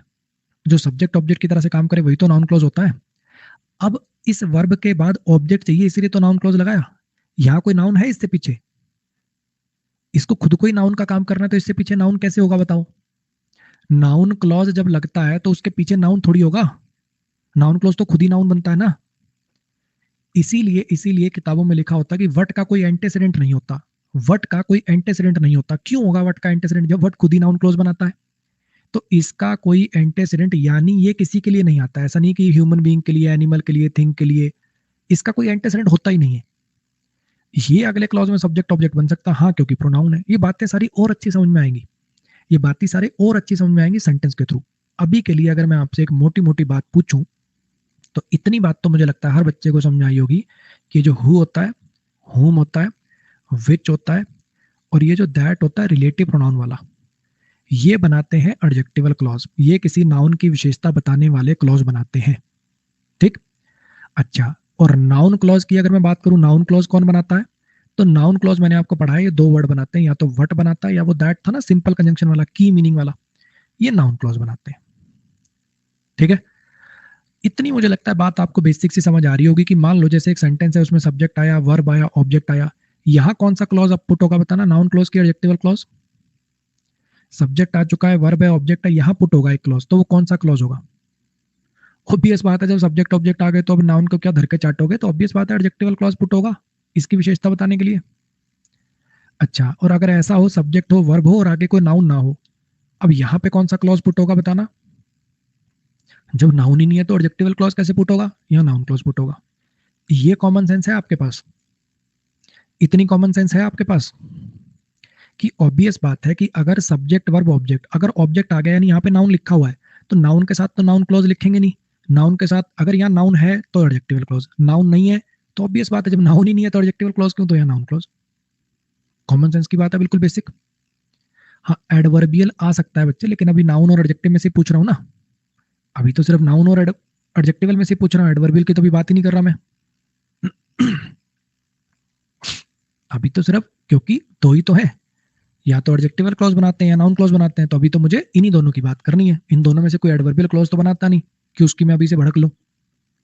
चलो, अब तुम एक काम करना, कमेंट कोई नहीं करेगा, मैं तुमसे पूछ ही नहीं रहा हूं कि वट आएगा, विच आएगा, हु आएगा कि दैट आएगा, मैं तुमसे कुछ नहीं पूछ रहा हूं। मैं तुमसे एक बेसिक सा सवाल पूछ रहा हूं कि यहां जो तुम हु, विच, दैट, वट जो कुछ भी लगा के ये जो क्लॉज क्रिएट करोगे, यहां तुम्हें कैसा क्लॉज चाहिए? आराम से देख लो, कमेंट कोई ना करे। जिनको लगता है कि नाउन क्लॉज चाहिए वो ए प्रेस करेंगे पोल में, जिनको लगता है कि हमें यहाँ एडजेक्टिवल क्लॉज चाहिए वो बी प्रेस करेंगे। ठीक है, आराम से सोच लो, आराम से, फिर मैं पोल चलाता हूं, सोच लो आराम से।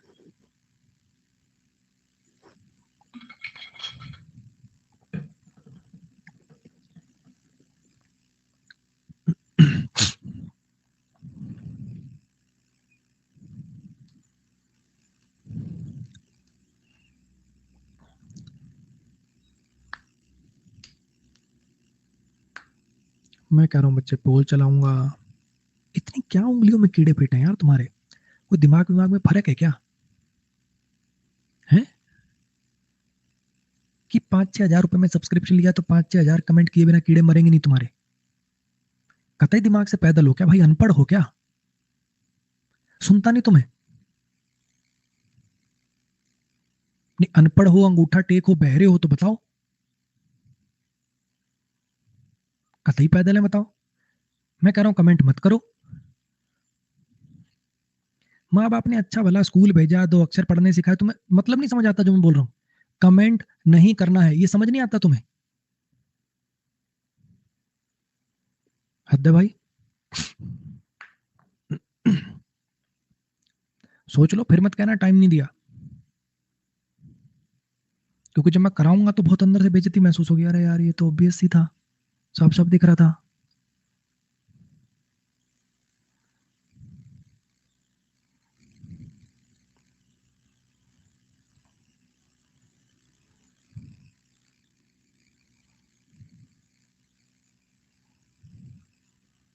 चलो, 85% के आसपास अच्छा नंबर है, क्योंकि क्लास को शुरुआत से देखने वाले 85, 80, 85 ही होंगे, वो भी ज्यादा ही बोल रहा हूँ मैं। इसका मतलब जो क्लास के शुरू से आ रहे हैं उनको तो चीजें आ रही हैं समझ में। आई सब्जेक्ट है, कुड हेल्पिंग वर्ब है, नॉट एडवर्ब है, अंडरस्टैंड मेन वर्ब है, टॉपिक उसका ऑब्जेक्ट है। मैं समझ नहीं पाया था टॉपिक, मैं ना टॉपिक समझ नहीं पाया था, कौन सा टॉपिक? जो उसने कल पढ़ाया था। एक बात देखो, अभी पढ़ाया देखो मैंने, अगर नाउन यहाँ लिखा हुआ है, अगर यहाँ नाउन लिखा हो तो नाउन के साथ नाउन क्लॉज थोड़ी लिख दोगे यार, नहीं। जब इस वर्ब को पहले से सब्जेक्ट ऑब्जेक्ट मिल गए तो नाउन क्लॉज का क्या करेगी अभी वर्ब बताओ? नाउन क्लॉज क्या होता है? जो नाउन वाले काम करे, यानी सब्जेक्ट ऑब्जेक्ट वाले काम करे, है ना? कोई सब्जेक्ट ऑब्जेक्ट किसी चीज की कमी होगी तभी तो नाउन क्लॉज लिखोगे। जब मेरे पास सब्जेक्ट ऑब्जेक्ट दोनों चीजें हैं तो तब मैं नाउन क्लॉज क्यों लगाऊंगा बताओ? अब यहाँ पे अगर आप देख पा रहे हो तो अंडरस्टैंड वर्ब के पास सब्जेक्ट ऑब्जेक्ट दोनों चीजें हैं, तो नाउन क्लॉज क्यों लगाओगे? यहाँ तो टॉपिक की विशेषता बताने के लिए क्लॉज लिखना है कि कौन सा टॉपिक, जो उसने कल पढ़ाया था। तो मुझे यहाँ पर एक एडजेक्टिवल क्लॉज चाहिए। ये बात समझ में आती है?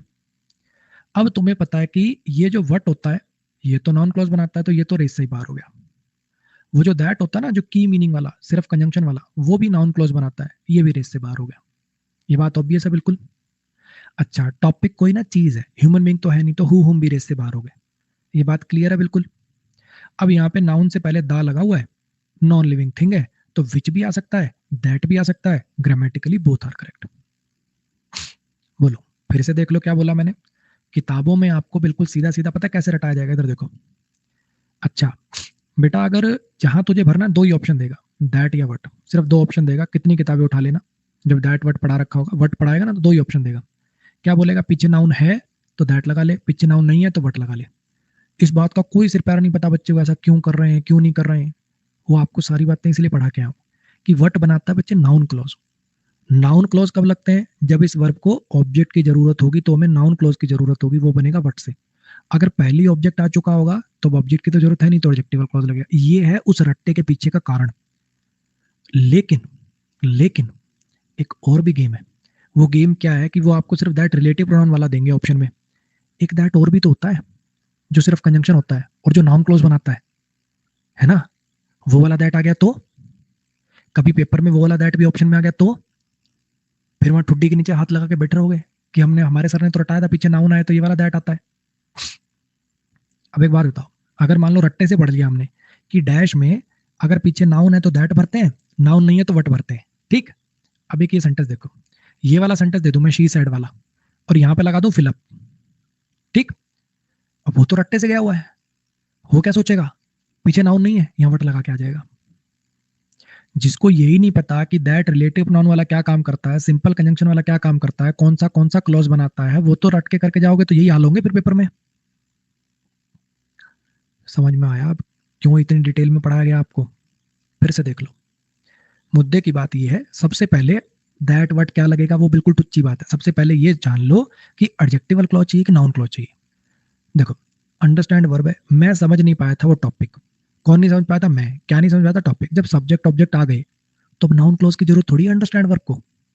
नाउन क्लॉज क्या होता है, जो नाउन होता है। नाउन क्या होता है, जो सब्जेक्ट ऑब्जेक्ट बनता है। जब दोनों चीजें मेरे पास रखी हैं तो मैं क्यों चाहिए मुझे नाउन क्लॉज। अब तो मुझे टॉपिक की विशेषता बताने के लिए एक एडजेक्टिवल क्लॉज चाहिए, और एडजेक्टिवल क्लॉज वट से, और जो दैट वो वाला होता है कंजंक्शन वाला, उससे तो बनते नहीं है, तो नाउन क्लॉज बनाते हैं। दो तो गए रेस से बाहर। हु हम इंसानों के लिए आते हैं, ये दो भी गए रेस से बाहर।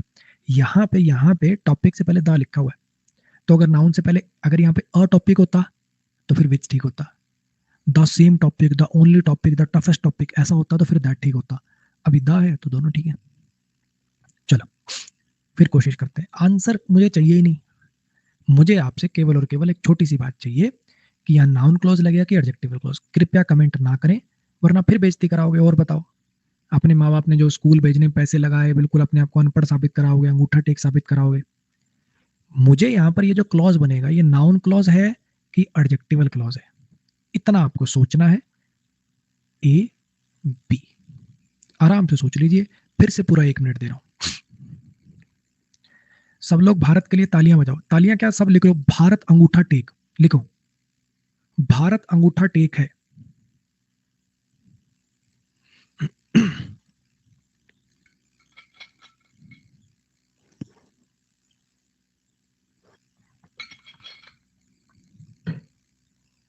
आ जाओ,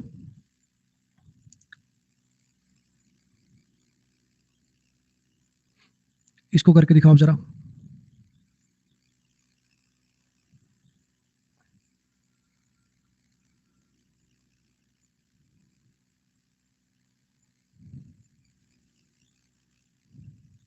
सोच लो आराम से, पूरा 1 मिनट है।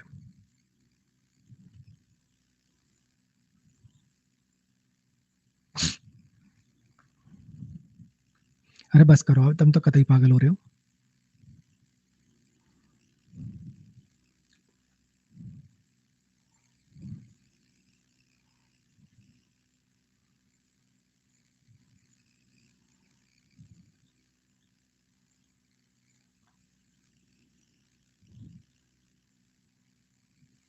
चलो जी, फिर से पोल चलाते हैं।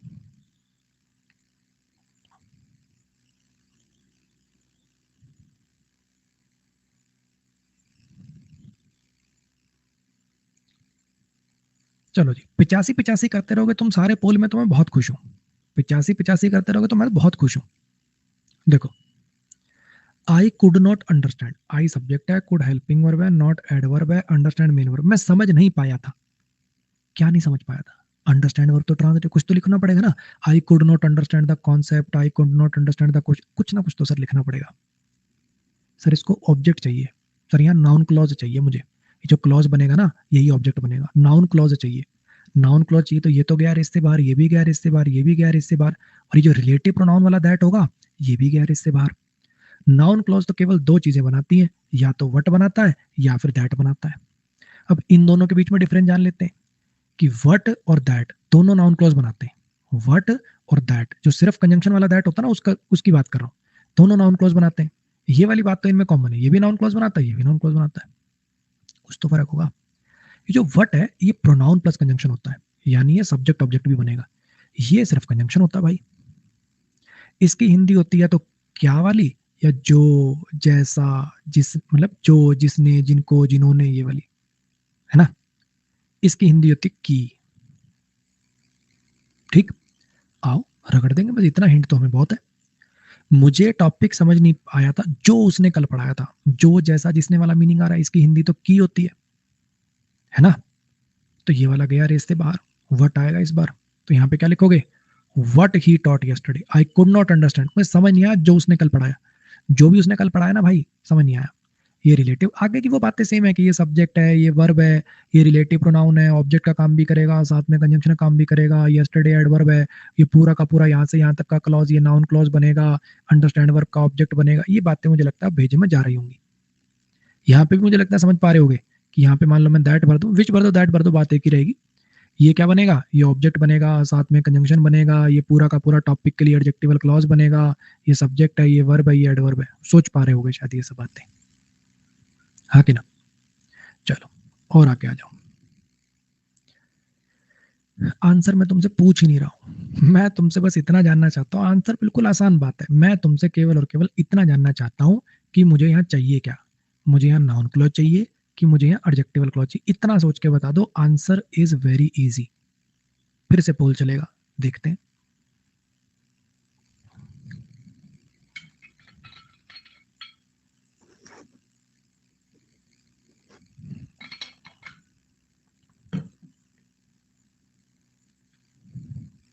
हाँ हाँ ही कोई नहीं करेगा। भारत क्लास देख रहा भाई, भारत क्लास देख रहा है क्या? आगे से मत करना छोटे भाई, है ना, आगे से नहीं करना वो सब। जब एक टीचर खास करके बोल रहा है कमेंट मत करो। मैं देखो आंसर मुझे तो पता ही है ना यार, मैं सीधा आंसर लिख दूंगा, तुम्हें क्या मजा आएगा? तुम्हें सोचने का टाइम दिया जा रहा है ताकि पूरी क्लास सीखे समझे, आंसर रटोनी चीजों को समझो। मत करो ऐसे, ठीक है। एक वो लड़की थी जिसको डांट पड़ी थी आज, क्या नाम था उसका?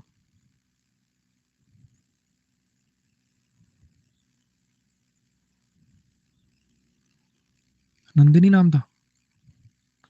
क्लास देख रहे हो बच्चे? नंदिनी,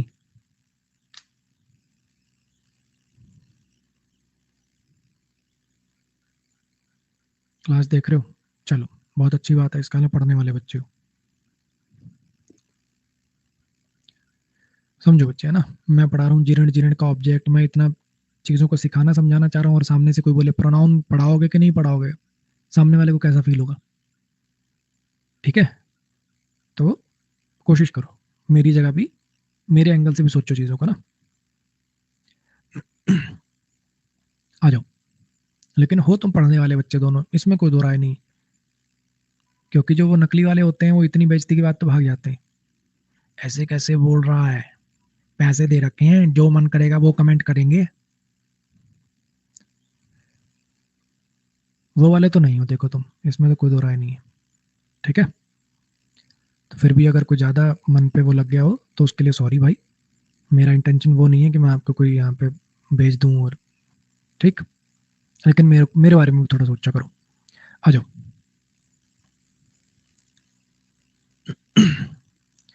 सर मैंने सुना है आप मैडम का गुस्सा, यानी अपनी घरवाली का गुस्सा यहाँ बच्चों पे निकालते हो। तो बात भाईजान ऐसी है कि वो गई हैं 7 दिन के लिए अपने घर, अभी मैं घर में हूँ अकेला। तो गुस्से उससे वाले जैसा मेरे पास कोई अभी कारण है नहीं।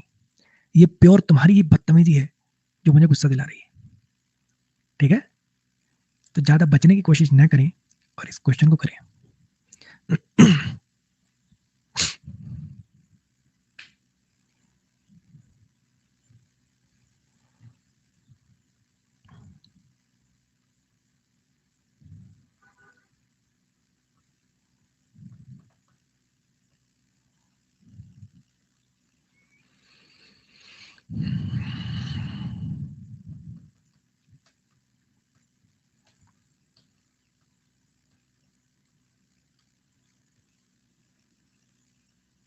चलो, आई डोंट नो, मुझे नहीं पता। आई सब्जेक्ट है, डू हेल्पिंग वर्ब है, नॉट एडवर्ब है, नो मेन वर्ब है। ठीक है, मुझे नहीं पता। क्या नहीं पता? कुछ ना कुछ तो लिखना पड़ेगा। देखो, मुझे नहीं पता वो कहाँ रहता है, मुझे नहीं पता उसने क्या बोला, है ना। कुछ ना कुछ तो यहाँ पे लिखना पड़ेगा, यानी ऑब्जेक्ट चाहिए इस वर्ब को, यानी यहाँ पे नाउन क्लॉज चाहिए। नाउन क्लॉज चाहिए तो इसका मतलब ये, और अगर ये रिलेटिव प्रोनाउन है तो ये गए सारे। बोलो। अब टक्कर बची वट में, और एक वो जो दैट होता ना, की वाला बेचारा भोला आदमी, उसमें। मुझे नहीं पता कि कहा था उसने तुम्हारे पेरेंट्स के बारे में, मुझे नहीं पता क्या कहा था उसने तुम्हारे पेरेंट्स के बारे में। मीनिंग से देख सकते हो। दूसरी बात, इधर देखना, शी सब्जेक्ट है, सेड वर्ब है, अबाउट प्रीपोजिशन है, पेरेंट्स इसका ऑब्जेक्ट है, योर पॉजेसिव एडजेक्टिव है। तो यहाँ पे मुझे एक ऐसा वर्ड चाहिए जो सैड वर्ब का ऑब्जेक्ट भी बने, क्योंकि सैड वर्ब तो ट्रांजिटिव होती है। अब ये तो भोले भंडारी सिर्फ कंजंक्शन बनते हैं, ये तो नहीं बनता, हाँ कि ना। तो आंसर आएगा जी वर्ड। चलो, इसको देखना, पीछे कोई छूट तो नहीं गया। इसको देखो जरा, यहाँ द कर लो, द। तो मुझे पता है दैट से भी कोई फर्क नहीं पड़ेगा, दैट भी यहाँ डेमोन्स्ट्रेटिव एडजेक्टिव है ये दैट, इसलिए तुम्हारी जिंदगी आसान करने के लिए दा लिख देता हूँ, क्योंकि कई भोले भंडारी हैं वो। छोड़ो, दा कर दिया मैंने, ठीक है। मुझे बस इतना बता दो, आंसर मैं तुमसे पूछ ही नहीं रहा, आंसर मैं तुमसे पूछ ही नहीं रहा, मैं खाली ये पूछ रहा हूँ मुझे चाहिए क्या, नाउन क्लॉज चाहिए कि एडजेक्टिवल क्लॉज चाहिए, ए बी। आराम से सोच लो, अब तक मुझे लगता है कि दिमाग की बत्ती जल जानी चाहिए थी।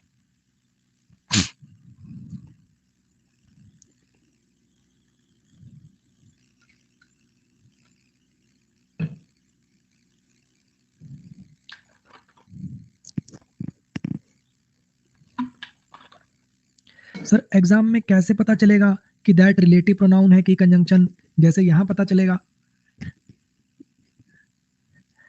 दिमाग यूज करके। सारी कथा हो गई तुझे, अभी तक यही नहीं पता चला कि दैट कंजंक्शन होता है कि रिलेटिव प्रोनाउन कैसे पहचानते हैं। ये यहाँ क्या पढ़ा है, यहाँ क्या पढ़ाया था तुझे, ये क्या पढ़ाया था यहाँ, कि ये दैट सिर्फ कंजंक्शन है, ये रिलेटिव प्रोनाउन कैसे पहचाना था। हद है नितेश भाई, हद है। एक पिछले साल का टॉपर था वो नितेश, या रैंक 3, और एक ये नितेश है भाई अपने। पूरी कथा हो गई, और अब पूछ रहे सीता जी कौन थी।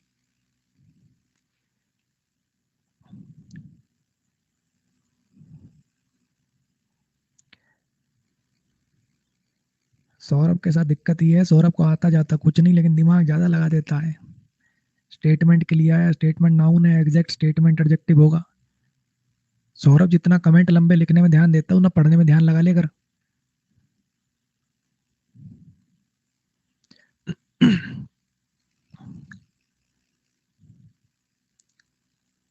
रहने दे शिवम, तो इस पूरे बैच में तेरे को रिपीट करना है तो कर ले भाई, तू ले रहा बैच के मजे अब। तेरे को जो पर्सनल डाउट हो अपना व्हाट्सएप पे भेज लेकर, यहाँ बाकी बैच खराब मत कर तू। Last 30 seconds.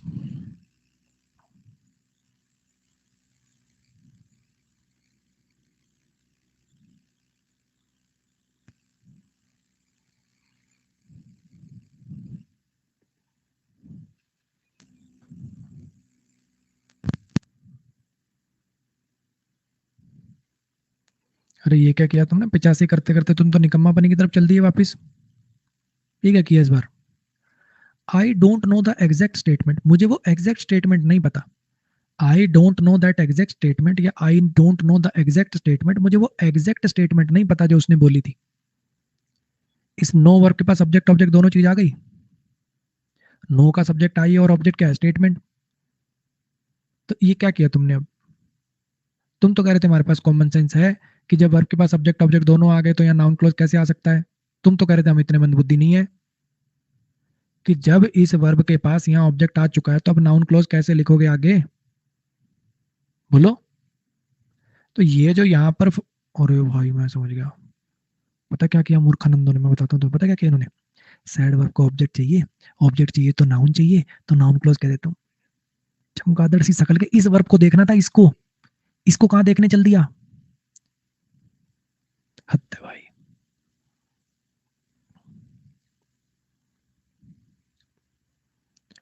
चलो, तो हमें ये समझ में आ गया कि यहाँ पे मुझे एडजेक्टिवल क्लॉज की जरूरत है कि ना कि नाउन क्लॉज की। ठीक है, तो जब नाउन क्लॉज गया तो ये तो ऑप्शन रेस से बाहर हो गया, और वो जो दैट था बेचारा कंजंक्शन वाला, वो भी रेस से बाहर हो गया, हाँ कि ना।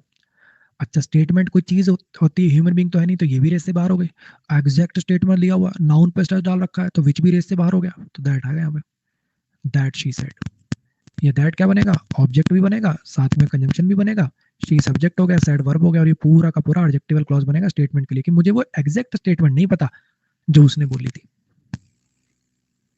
क्लियर हो गया। शुभम बच्चे अमेजोन वगैरह पे नहीं मिलती है, अब अपनी बुक ना कोरियर से जाती है। यूट्यूब पे टाइप करना एरर प्रो अमन वशिष्ठ, 12 मिनट की एक वीडियो आएगी, सब बताया उसमें। चलो, यहाँ पे एस सी का मतलब है सिर्फ कंजंक्शन, सिंपल कंजंक्शन कह लो, सिर्फ और सिर्फ कंजंक्शन। आखिरी क्वेश्चन है इस श्रृंखला का, ये उम्मीद करता हूँ कि कर दोगे, करो ट्राई। पोल चलाता हूँ फिर। इसको तो रिवाइज करना पड़ेगा सर, बिल्कुल करना पड़ेगा। ये 4 क्लासेस हैं, इनको आपको 2x स्पीड पर रिवाइज करना ही करना पड़ेगा, लेकिन ये भी वादा है इसके बाद आपका पूरा कोर्स एकदम मलाई है मलाई, बिल्कुल दिक्कत नहीं आएगी। थैंक यू शुभम भाई, थैंक यू। शुभम ने सारा बैच रिकॉर्डेड पूरा कर लिया है। शुभम तुम्हें मैं जल्लाद नहीं लगा फिर बैच पूरा करके, हैं? ये बच्चे तो कह रहे हैं तुम जल्लाद हो।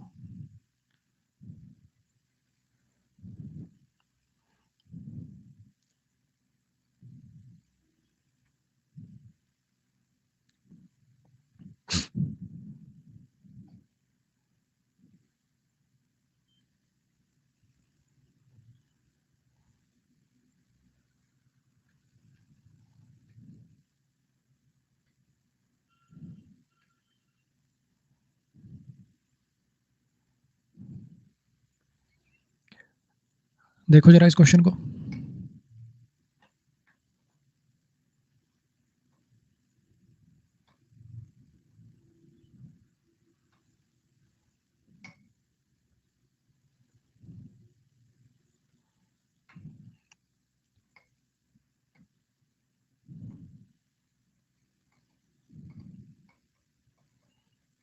देखो जिसने वट लगाया है ना, उसको तो चलो फिर भी मैं कुछ माफी दे सकता हूँ या कह सकता हूँ, चलो कोई बात नहीं। ये जो ये वाले और ये विच वाले हैं, क्या बोलूं मैं, ही सब्जेक्ट है, सैड वर्ब है, जब ऑब्जेक्ट है ही नहीं तो नाउन क्लॉज कहाँ, एडजेक्टिवल क्लॉज कहाँ से लिख दोगे यहाँ। ये दैट रिलेटिव प्रोनाउन विच तो एडजेक्टिवल क्लॉज बनाते हैं, एडजेक्टिवल क्लॉज कहाँ लगता है जब किसी नाउन की विशेषता बतानी हो। तो एडजेक्टिवल क्लॉज कैसे लिखोगे जब नाउन ही नहीं है।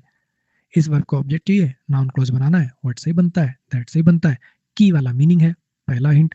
दूसरा हिंट, सब्जेक्ट वर्ब ऑब्जेक्ट, जब सब्जेक्ट ऑब्जेक्ट दोनों आ चुके हैं तो फिर वट कैसे लग सकता है, क्योंकि वट को तो प्रोनाउन भी है ये तो, यानी ये वाला दैट आएगा। बोलो भाई, कैसा लगा टॉपिक, आया मजा। चलो लगे यार 2 सेंटेंस और लिखता हूँ, 2 सेंटेंस और लिखता हूँ, फिर ये टॉपिक एंड करते हैं।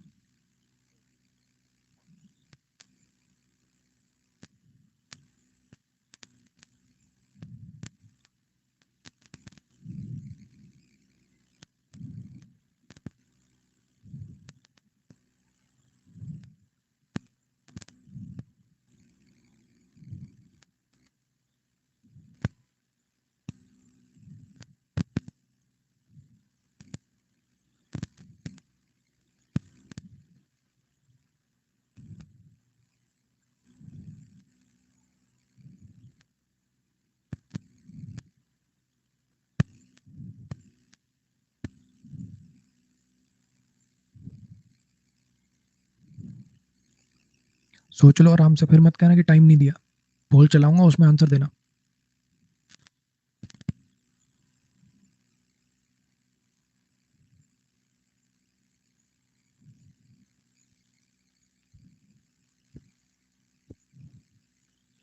सबसे पहले तो ये सोचने की कोशिश करो कि एडजेक्टिव क्लॉज चाहिए कि नाउन क्लॉज। आधे ऑप्शन तो उसी से रेस से बाहर हो जाएंगे। बस फिर सोचना है।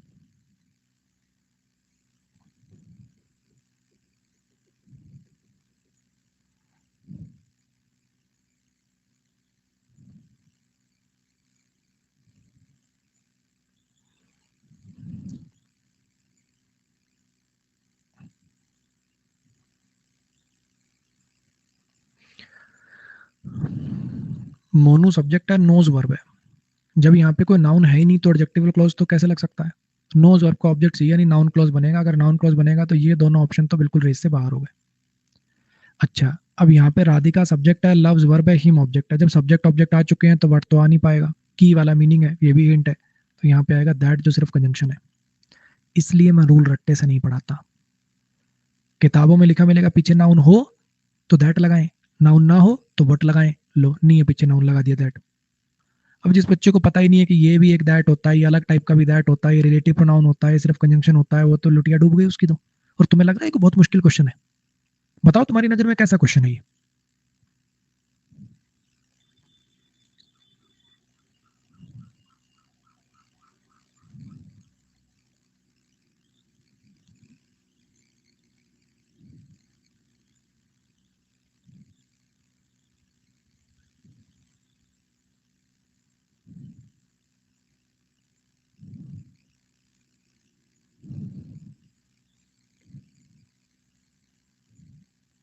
थैंक यू शुभम भाई, थैंक यू।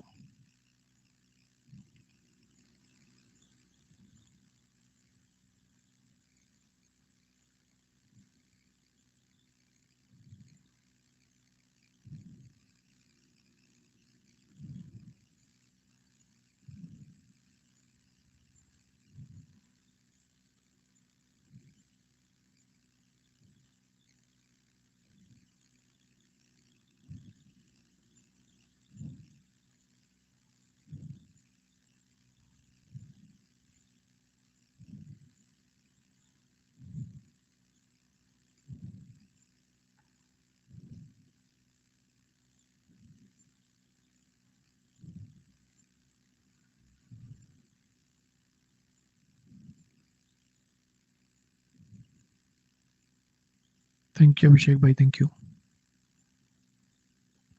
आराम से देख लो, आज की क्लास का लास्ट क्वेश्चन है।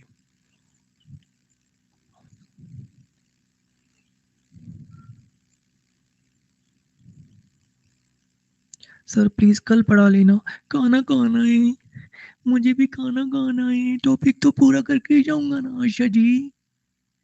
खाना तो मुझे भी खाना है, भूख लगी है। कैसे मेरे पास लगता है एलकेजी यूकेजी के बच्चे पढ़ने आते हैं मेरे पास।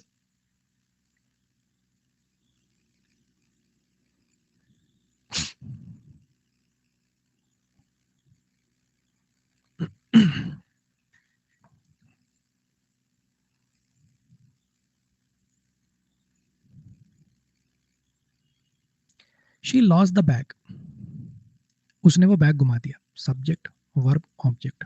जब सब्जेक्ट ऑब्जेक्ट आ चुका है इस वर्ब के पास तो इसको नाउन क्लॉज की जरूरत है क्या? नहीं। तो ये दो ऑप्शन तो हो गए इससे बाहर। बैग के लिए हु नहीं लगता, ये आएगा।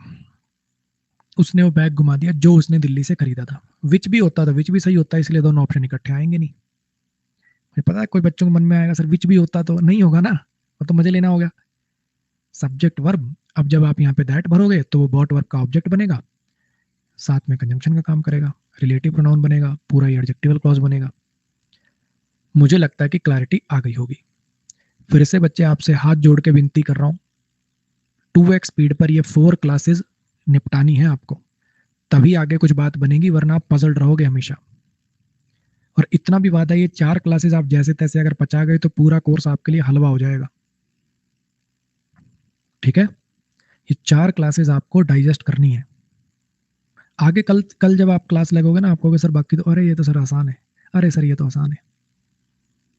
प्रोनाउन खत्म हो गया क्या? नहीं बच्चे, अभी तो 3-4 क्लास और लगेंगी, अभी नहीं हुआ है खत्म।